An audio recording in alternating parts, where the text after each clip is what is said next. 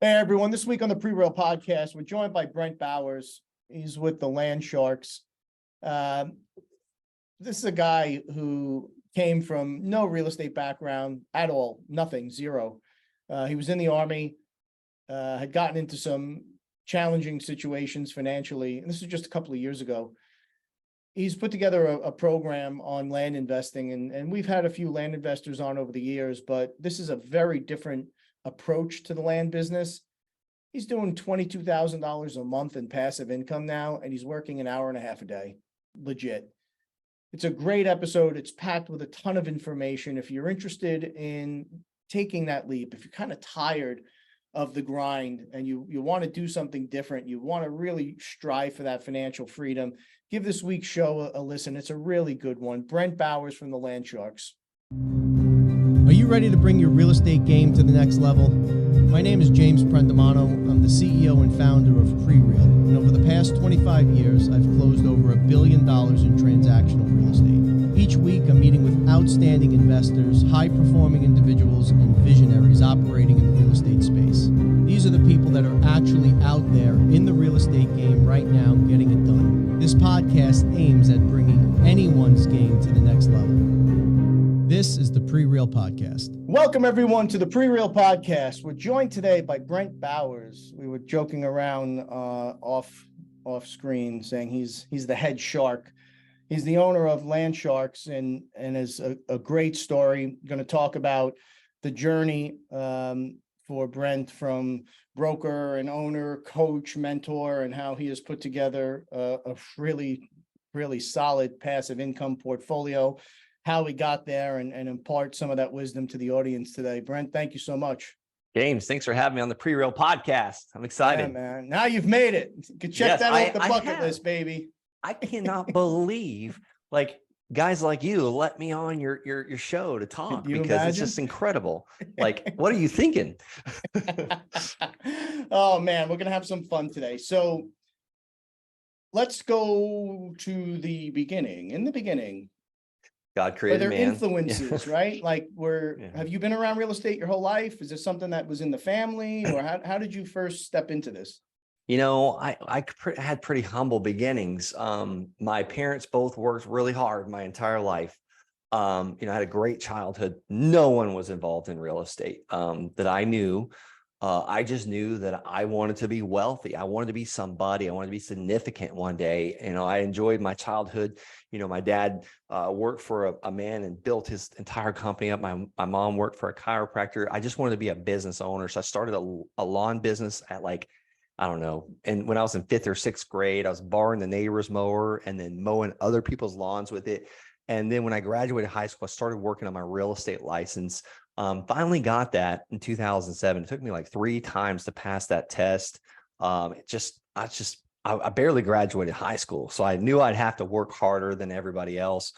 Bought that first rental property in 2007. The sister agent in Exit Realty was training me. She got a listing. I made an offer on it. I thought that's what she did. Because, just I wanted to buy this stuff. I didn't want to buy and sell it for other people. And then I left my business. Me and my brand new wife moved to the coast right after we rented that property out. And 2008, 2009, it was kicking my butt.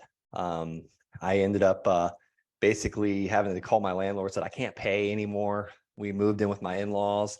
I had to reset. I threw in the towel with real estate. 2009, I joined the Army because the Air Force wouldn't take me.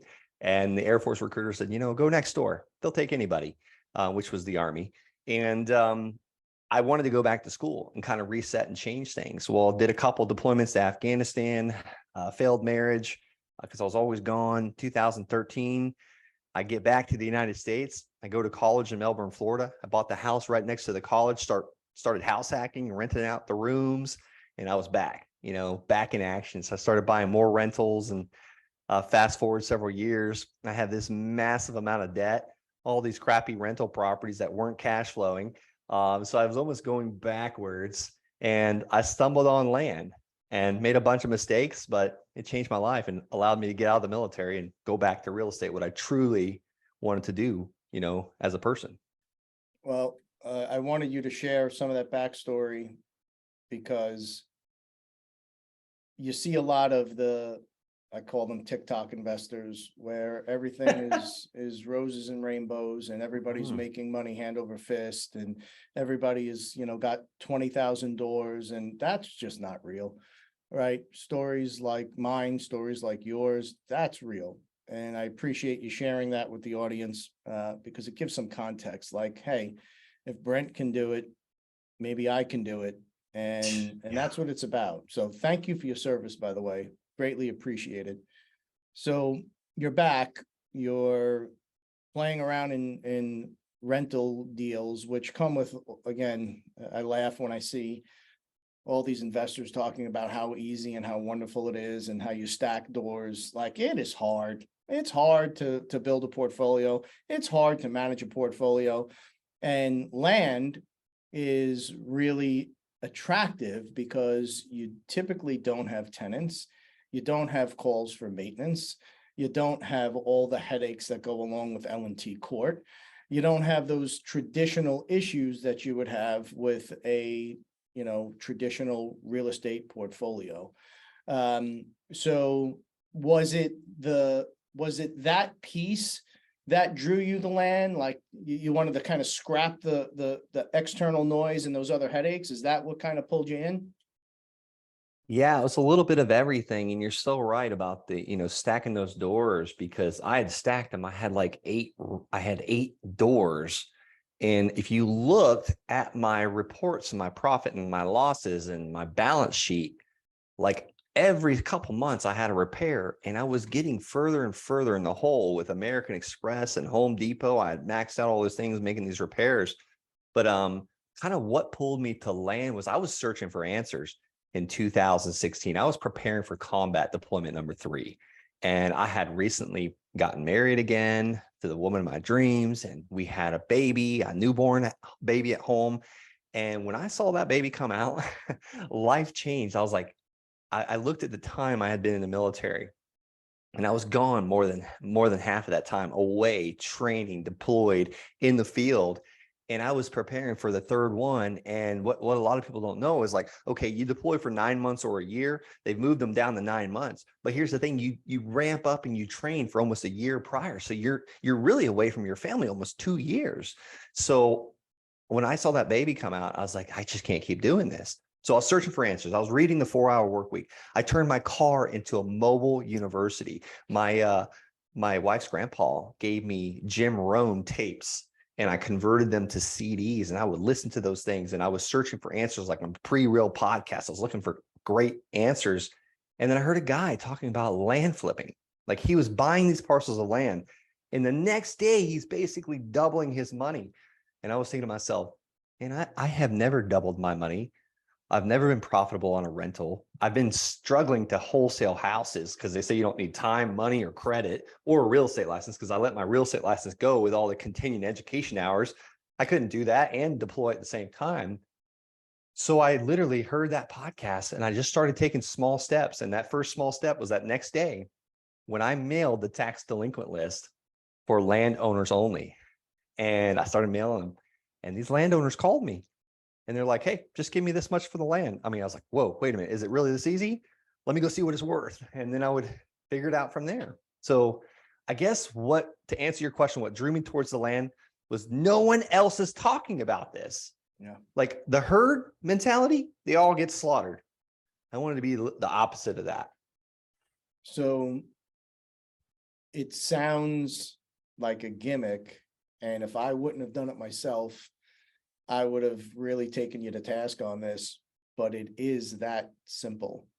You find that there's a lot of nuance in how you can find the list. We're now targeting delinquent tax owners that are out of state, right? We stay away from company names, LLCs, things like that. And there are, I think it's like 35 or 36 million pieces of vacant land in the country that people have purchased, have inherited, they've come into one way or the other, and they're dealing with their shit just like we are, man. They've got problems every day just like we are, and they get that letter in the mail, and for a lot of people it's a solution. It's like, they're not getting hung up on market value. They have a problem, they're delinquent on the taxes, and they want out. And it's that simple. So how do you go from you send your first list out, you start scrambling to do your diligence and figuring all those pieces out to, I mean, unless I'm missing it, your passive income is now north of like $20,000 a month. You got it. And it started with that first piece of land that I bought for $285 and flipped it. And I hate that word, flipped, sold it, traded it to a realtor the next day, basically for 5,000. You know, those small wins, I just stacked up small wins. You know, the first small win was figuring out how to get that tax delinquent list. You know, that was a couple calls to the county. Now, I don't only focus on tax delinquent lists anymore because that's a small list in the counties I'm in. Now, I guess if I did it nationwide, it'd be a different story. And that's some people's business plans. But it started with that first one. And then it turned into that second one that I bought for $500. And this is the one that changed my life. I didn't think the land was worth anything. I was like, $500, like it's landlocked. Who buys landlocked land? You can't get to it. You got to trespass to get to it. No one's going to buy that. So I trespassed, and I got those photos, by the way. Yeah, I had to cross state land, and I was actually caught by one of the state officers. He's like, listen, you just can't come on the state park and, you know, go to your, I was like, well, I own the land over there. And he said, well, you can't do that. And I was like, okay, well, how do I get access to it? He's like, I don't know. So I did some research. I was like, okay, call the title company, figure out how to get an ingress, egress attorney, an access attorney. But I was like, I heard attorney, and I was like, I don't have $5 million an hour or $500 an hour or whatever they charge, which is like $250 an hour, $350 an hour. I could have done it, but I just didn't have the resources back then, or the resourcefulness, I guess, was even more important. So I just put on Craigslist, $500 down, $400 a month. I had a buyer the next day because he saw value, because Americans think, how much is it going to cost me each month? Not what do I got to do to get access, because I disclosed all that. But he paid me $400 a month every single month. And sometimes he actually paid me extra, even though I was charging him 0% interest, which is crazy. Like, I didn't think anybody would pay extra if I was charging 0% interest, which I don't anymore. I get 12% interest on my loans when I sell a piece of land. But I just kept stacking those wins, stacking. And before I knew it, I was at $9,000 a month. About a year into this, I put in my Army resignation. They approved it, and I got out. In the first month, I did a $55,000 net profit month. And I just kept reinvesting back into the business and buying land and seller financing it. Did you say you were at 9,000 a month? Yeah, 1 year into it. So by about the time I hit mid 2017, I had 9,000 a month coming in as payments, passive income. It was actually hitting my bank account every month. I didn't have tenants. I didn't have trash. I didn't have termites. They weren't calling. Well, sometimes they did call because their credit card information changed and they needed to update it, things like that. But they weren't calling with problems or things I needed to repair. So what does your model look like? You had said you're not necessarily investing in every state. Are you focusing in one state, 2 states, 10 states, 2 counties? What does that look like? I am in currently 8 counties right now. And the reason why I'm in that many counties, it's just turned into that. But I'm really focusing on a couple that I actively target. And here's how I target them now, because I've bought a ton of land. I've bought over 350 parcels of land. Some of the land I've literally gotten for free. I bought a piece of land one time for a pack of Pabst Blue Ribbon. Like, one of the sellers is like, listen, send me $6 for a pack of beer. And I was like, really? We've gotten land for free probably 5 or 6 times. But here's the thing about that cheap land in the middle of nowhere. It's harder to sell it. I've now evolved into more expensive parcels. I like buying around the $100,000 to $150,000 mark, because here's the thing: realtors will work their butts off to help you sell the stuff when it's more expensive. And how do you find that land? You go where the demand is at. How do you find demand? There's free resources out there. If you're not a real estate agent, you can go on redfin.com or Zillow.com.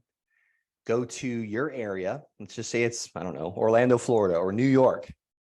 Is there land deals in New York? Heck yes, there is. There's land deals in New Jersey. Some of my students that doing the best are out in New Jersey. We have a single mother of 4 children, just did her 6th land deal. But we put our area in Redfin or Zillow. Then we go to all filters, and then we click land only. We want to see the solds, land only. And then we scroll down and we go to the last 3 months, and then go back and exit out your area, Orlando, Florida. You want to look at the map now, zoom out a little bit. And if you're on Redfin, it's red dots. If you're on Zillow, it's yellow dots. If there's too many dots, go back and do only like 1 month or 1 week and look for those clusters of solds. That's telling me right where the demand's at. That's telling me where people are buying land. Now I'm going to click on every single one of those, and I'm going to see what size parcel it is, because it's also telling me the in-demand size parcel in that area. And then I want to see one more thing. Each one of those I click on, and this can take 20 or 30 minutes. If you're not like distracted by children, I usually wait till I put my children to bed, and I kind of geek out on this kind of stuff. I've become a data analyst. Like, I like saying that because it makes me sound smarter. But I'm really looking for the listing agent and the buying agent, because now I see 3 things. 1, where's the demand? 2, what size parcel is in demand?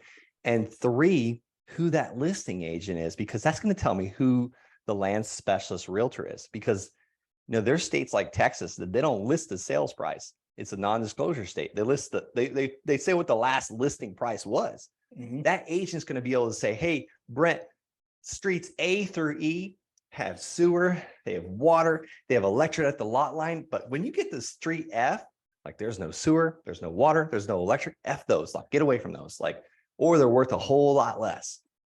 So that's how we do it. So you're the first one I've had on that is doing diligence in this manner. So I've had a few land investors on, and their program has been really heavily slanted to don't get in the weeds, don't get involved in real estate agents, stay under that price point. When you start to get up in that volume area, now it becomes financeable. Lenders become interested in it, and there's some truth to that. But for me, the problem I've had with this is I'm a deal junkie at heart, right? So it's in my freaking DNA to do what you're talking about, right? I want to get in, I want to learn about the zoning, I want to see where the subdivisions are, I want to know where Facebook's opening the next data center, I want to know how far the closest Walmart is, I want to know how far the closest Muni airport is, I want to know where the state parks are. And when you're doing it in a number of states and then a number of counties within those states, you'd need a whole team of analysts to do this, and it becomes cumbersome. So they've gone the other way, and I know a lot of folks that have had tremendous success doing it this way, but you're actually going in and you're building your own comp set in an area, and then you're staying in that area and you're running it down. Yeah, it's just micro focus. If you're focused on a neighborhood, you're not out there wasting a ton of money on mail. And there's a reason why the land sharks, on average, a brand new land shark, you start, and I teach people how to do this. You start taking the course, you get in the program, you start taking the instruction and the action. There's a reason why they make money in roughly 45 days. And, I have several students that in their first year, they've made around $800,000 net profit. I used to do that desert land. I used to do that land in the middle of nowhere. I did the $285 deals because I had no confidence. I had no clue what I was doing. I didn't have a coach, but it takes a long time to become wealthy doing those small deals. And here's the thing. It was taking me so long to sell these parcels of land in the middle of nowhere. And I was posting it on Craigslist and Facebook, and I was working so hard, and I was paying all these subscriptions. I was paying thousands of dollars a month for land.com and Land Century and Land Moto and Land Hub. When the realtors already have access to that, I took that whole half of my business, and I now have realtors, land specialist realtors doing it, and I don't have to manage them. I don't have to get on phone calls with them or babysit them or train them or motivate them, because if they don't go out there and kill, they don't eat. If they don't go out there and hunt, they don't eat. So they've got to go out there. They're commission only. When I had, I was able to not employ 2 people when I started having realtors, because I have one person just posting it everywhere and one person selling it all day long. Those are 2 less employees I have to deal with now. Now they're great, and it was a great time. They made me a lot of money, but realtors, they're so much better. Now, are you, so you're still mailing, right? And Absolutely. are you putting a price in your letters, or are you just offering the opportunity to have a chat? Nope. So marketing is like it's attracting people that you want to work with and detracting the people you don't want to work with. So I put the exact amount that I'm willing to pay on that purchase agreement. So I call them land offer letters or LOLs. And you know what? I'll give the Prereal podcast listeners the LOL that's making me the most money right now. We've been triple split testing this against other mailers. We've been trying it against postcards, checks, other neutral letters where it says, hey, let's have a chat. If your audience wants this, they can get it at thelandsharks.com/LOL. And this purchase agreement is making us, it's actually getting us more deals than anything else. And the whole thing is, if they don't want to take our offer, they just throw it away. Like, I'm not having to deal with a bunch of phone calls. I just got one under contract this weekend. It's already on the MLS, already listed. I shouldn't say this weekend. It was actually Thursday night, but it was all over email. The guy signed it, sent it back, said, hey, how soon can we close? I said, probably like 6 weeks. And he said, thank you. So if it's okay, I'm gonna have the editors put that link in the show notes, and we'll promote it to drive people to your site. Is that cool? Heck yeah, use that purchase agreement, send that out. And we already talked about how to find those lists, tax delinquents, or you can go on PropStream and pull a list of landowners right now and start mailing those landowners. So you've got your kind of go-to tried and tested brokers that you're funneling this product to, right? In these markets. When you're sending these offer letters out, how often are you revisiting comps? And each time, are you kind of going in and like putting it in Airtable, or is it just chats with your local realtors? How are you doing that? Yeah. So the first step I'll do is I'll go to where there's demand at. If I'm going, let's just say I'm going to a new market today. You said, go to New York, Brent. So I'll put in like Albany, New York, and like, okay, where's the land selling around Albany? So I'll go to Redfin, put it in there, sold land last 3 months. And then I'm going to see those. Okay, here's a cluster over here. So I'm going to pick that area and I'm going to micro down to the neighborhood. And I'm going to figure out, okay, is it half-acre lots? Is it 10,000 square foot lots? Okay, looks like the 5,000 square foot lots are selling the most. There's been about 9 solds in the past 30 days. I'm going to click on each one of those. All right, here's the price it sold for. Here's how big it is. And I'm going to throw that into an Excel spreadsheet. And I'm going to take all 9 of those lots that sold. One sold for 10,000, one sold for 20, and then average them up. Okay, the average lot that sold was 10,000. The average price was about 10,000. So now I know that if I get a 5,000 square foot lot in the area, it should sell for around $10,000. So that's not a really good example because you wouldn't make a ton of money. So let's just say that if they're selling for 100,000, let's be a little bit more realistic. Yep. There you go. 100,000. So I want to make at least $10,000 profit on each one of those I buy. So that means I got to offer 90, right? 90,000 or less. Well, what about the real estate agent? So they're going to make about 6%. So we need to take another $6,000 off there. And then at closing costs, say 2,000. So we're at 10,000 plus 6,000 plus 2,000. So we're at about 18,000. What else are we missing? Let's say a buyer discount. Let's do another 2,000. So 20,000 off. So if the land's selling for 100,000, I wanted to use round numbers for anybody driving down the road listening to this. So the land's going to sell for about 100,000. If I offer $80,000 for this land, I know that I should have a deal here. And if they accept it, they're literally accepting an offer at 80 cents on the dollar. Sometimes we get the land for less than 50 cents on the dollar, but I do that backwards planning, that reverse engineering to make sure I'm going to make money, and also make sure when I list it with a realtor, it's cheaper than everything else, because land is just land. Hey, honey, this one has a pool. Hey, this one has granite. Which one? Well, no, it doesn't have any of that. This one's cheaper. Let's just take that one. So I want my stuff to sell quick. I want the 30-day blowout price. I want the get it done now price. So now I'm going to send a purchase agreement, or what I call the LOL, the land offer letter, to every single landowner in this area. And they're either going to throw it away, or they're going to sign it, send it back to me, or they're going to call me to cuss me out and say, I'm so offended by your 80 cents on the dollar offer.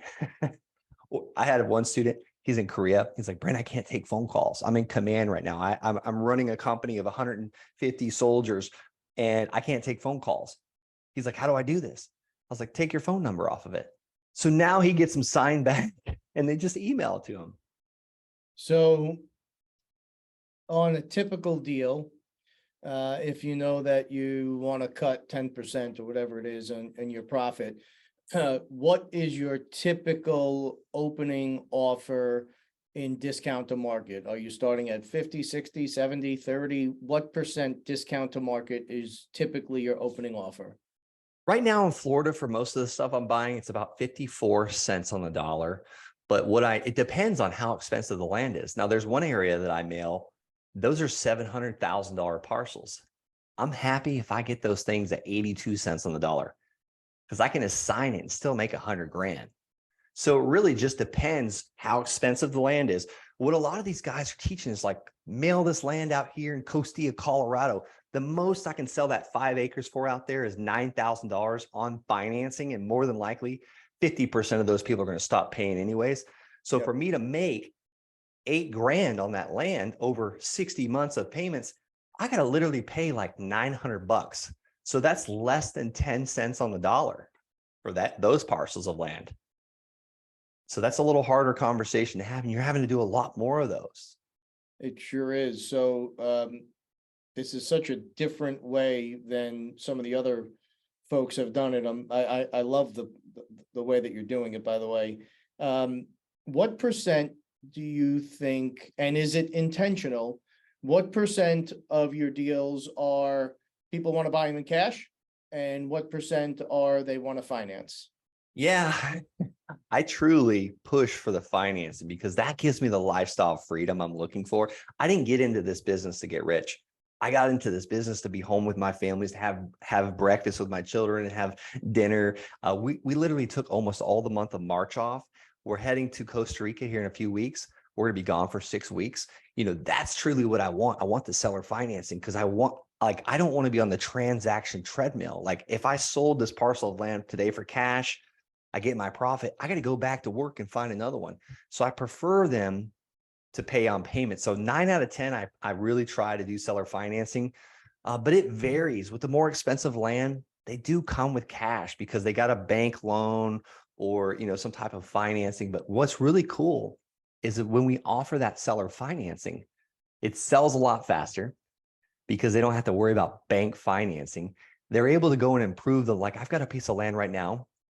We just got a letter of intent on, and they're going to use my financing to allow them to build up the land, build some roads, some fences around it, and then they're going to get their financing from their banks. They're probably only going to use me for about 3 years, which is really cool because, like, let me just do the deal breakdown. We're buying it for about $150,000. The seller is giving me 15 years to pay him at 5% interest. And he gave me 6 months to find my buyer before I have to close. And I told him we fully disclosed all this to the seller, and he was totally cool with it. Now my buyer is going to be paying me 12% interest for 30 years on a 30-year mortgage. Now, is he really going to find it? Is he really going to pay for it 30 years? Probably not. But the banks have set the 30-year mortgage up for them to win. For the first 7 years, it's pretty much all interest on a 30-year mortgage. Yep. So I'm going to be receiving a $2,200 a month payment. Plus I'm getting a $30,000 down payment, and I'm giving my seller a $15,000 down payment. So we're basically making money right up front. So my payment I'm going to receive from my buyer is $2,200 a month. I'm going to be paying the seller $1,100 a month. So I keep the difference each month. It's just a win-win, and I'm doing it with no money out of my pocket. Actually, I take that back. I did spend money on drone photos. It was $150.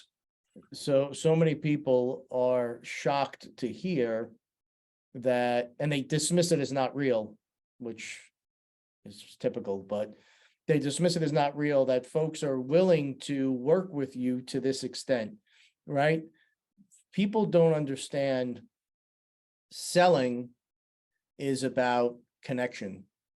It's about the transference of emotion and feeling.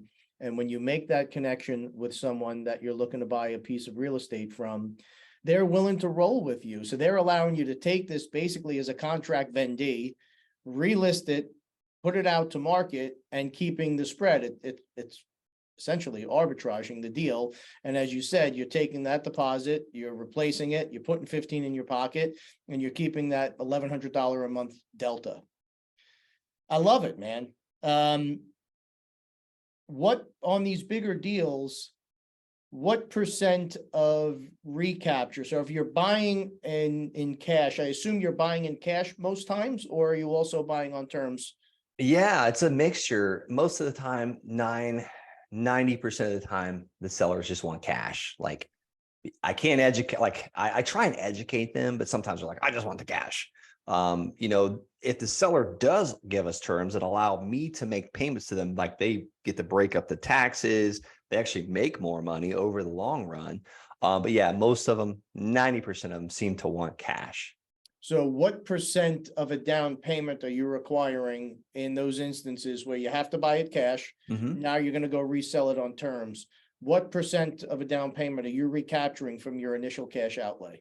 Yeah, and it depends on the parcel of land. If I sell it through a realtor, I will take no less, and it's not a percentage, I will take no less than $5,000 down. I found that if I get at least $5,000 down, and that's across the board here, I have 69 parcels of land paying us every month. If I get at least $5,000 down, I've never had to take one of those back.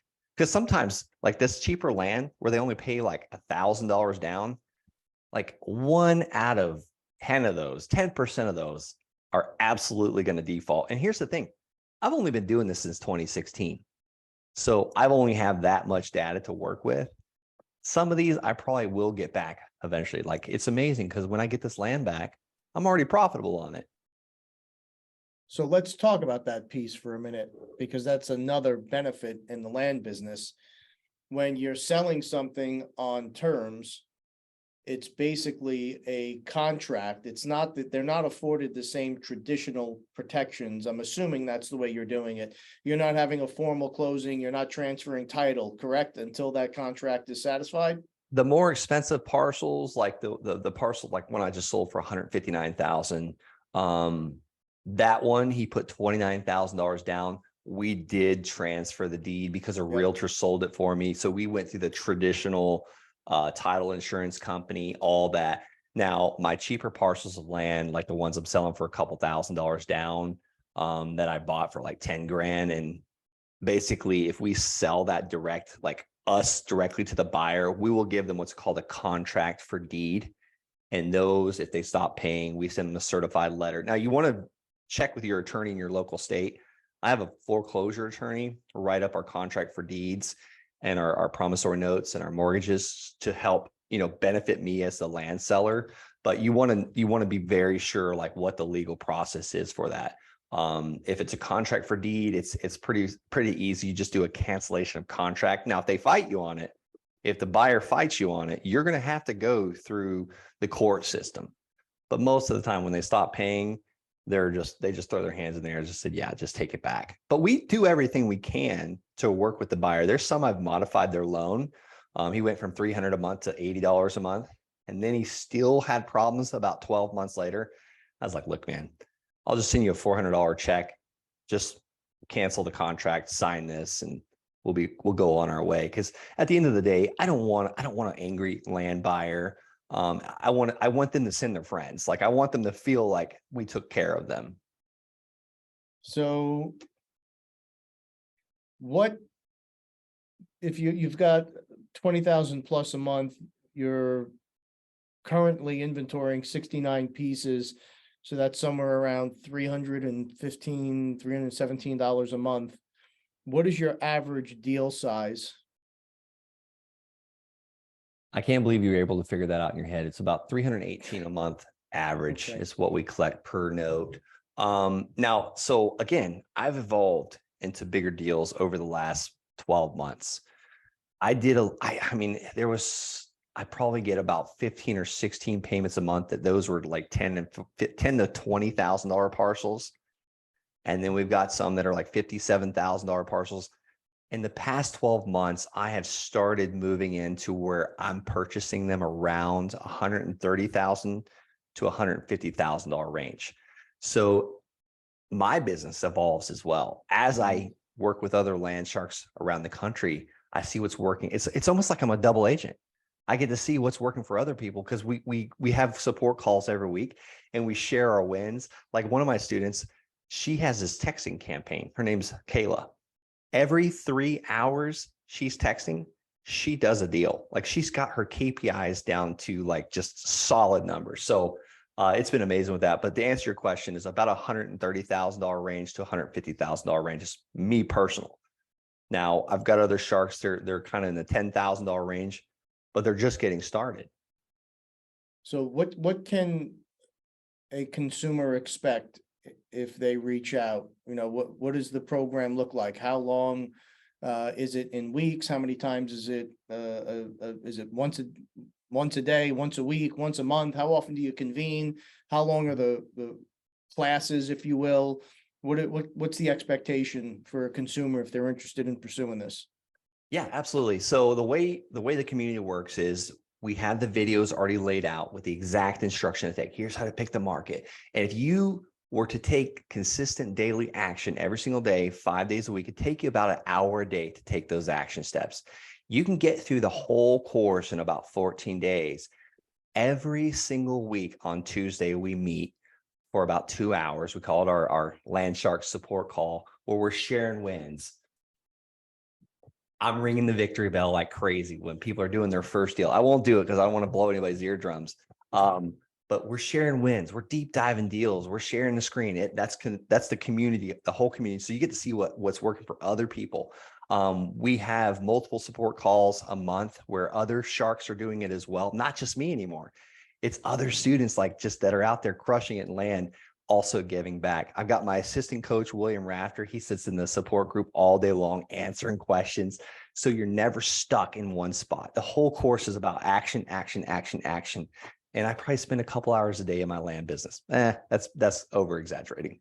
I probably spend about an hour and a half a day in my personal land business. An hour and a half a day, folks. And in a very short span, $22,000 a month in passive income from someone that had absolutely no real estate background, didn't grow up in the business. That's financial freedom that we hear about, right? Like that's amazing, bro. You know, I'm not anywhere in that life. Like I love to work, but I think that part of that is a culture you adapt and you morph over time, like because it's a function of necessity, just being straight honest with you. It becomes part of your persona because you're doing it. It's what you've known. I'm going to be 50 next year and I'm still putting in 80 hours a week. It's a different pathway. It's a different portfolio, but I'm envious of that, man. Like, congratulations. That's amazing. Like an hour and a half a day and to have that kind of return on something that, like, folks, anybody can do this. Yeah. Like, I've seen the inner workings of the land business. I know how it gets done. If you're willing to get this right, your headspace right, and approach this the right way, anybody can do this. Brent, are you comfortable talking about pricing or what expectations are? Absolutely. Can you share a little bit more on that? Yeah. And before I do that, I appreciate you saying that, James, because I'm a student. I love reading. I love implementing, but I learned about something called Parkinson's Law. When I left the military I haven't had a real job since 2018. And I don't even know if the real military was a real job. I honestly felt like I was a slave, honestly. Like I was told where to be, how long to be there, when I was allowed to go home. And I never knew the freaking time. Like it was like, boss, can we leave at 7? And I was an officer. And I was there like 12, 13 hours a day. So when I left in May 2018, I thought I had to run my business like that. I thought I had to scale. I got to like 14 team members, and I was like big chest poking out. I was like, man, I got all these team members and I'm taking phone calls. And my wife told me one day, she's like, this is about 2022, not too long ago. She goes, man, you're driving me nuts. Like, I can't stand you. This is not what I signed up for. You're a maniac. Like, all you ever do is work and you're stressed out all the time. You promised us all these things. You promised you're going to leave the military, have more time for us. Now we have more money, but you have more stress. And I'm like, but you don't see all these assets we're building. We're buying all these buildings as well, and blah, blah, blah. She's like, I don't care about any of that. And I realized, I was like, this is not why I built this land business. It was to have a better lifestyle. So I had this descale. I rented out the office because no one was going there anyways. Like, we were just paying for the coffee and the cleaning service. Just started reducing team members. And I'm down to an executive assistant, an accountant, and one acquisition manager. Life is so much better. So much better. Like, because my phone never rings. It's just like, I had to really I was out of balance. And that's why we're going to Costa Rica for 6 weeks. And we're signing up for surf camp and all these trips. And because I need to fill my time with something else, or I'll be sitting there checking messages and checking emails and, hey, did this deal close? Or did those land offer letters go out? I need to basically fill it with another habit, because Parkinson's law expanded in the time I had. Yep. So I just wanted to share that because it's crazy. Like, I'm the same way. I appreciate you sharing it, because it's those are the moments, and hopefully some folks are having a moment listening to this show and taking those steps to adjust. It's very easy, Brent, to get lost in this game. It is very, very easy to watch a decade come off the calendar. And if you start to have some success in it, it's as easy to fall out of integrity and start to rationalize those things. Like you were saying, yes, but look, we acquired this and we did that and we have this. And for everyone, it's different. Everyone has got their own beat that they want to walk to, and God bless them for it. But it is reassuring to know that these pathways are out there. I mean, $22,000 a month in passive income, that's real money, folks. So Brent, what is the commitment or estimated commitment that people can expect? Yeah, absolutely. I think you're asking about price. So I take on about 3 to 5 people a month that we'll bring into the Sharks. We'll bring them into the Land Sharks community. We'll get you access. We'll show you the exact steps. We'll be there to answer the questions and hold your hand. Commitment is about 1 to 2 hours a day of work activities, income producing activities, talking to sellers, sending out your land offer letters, talking to buyers, and also realtors. That is the commitment. You can get away with doing that about 5 days a week. I've trained over 400 people now. But here's the thing, if you're 1 foot in, 1 foot out, don't even go to the landsharks.com. Don't schedule a call. Don't fill out a form, because I can only work with so many people. Time is limited. Time is our best resource. But if you are like, listen, I'm going to take the next step, I'm ready to go, I'm inspired, then go to the landsharks.com right now, schedule a call, fill out that form, be diligent, and we might even invite you in to be a shark. That's it. What it is the $5,000? $5,000? Yep.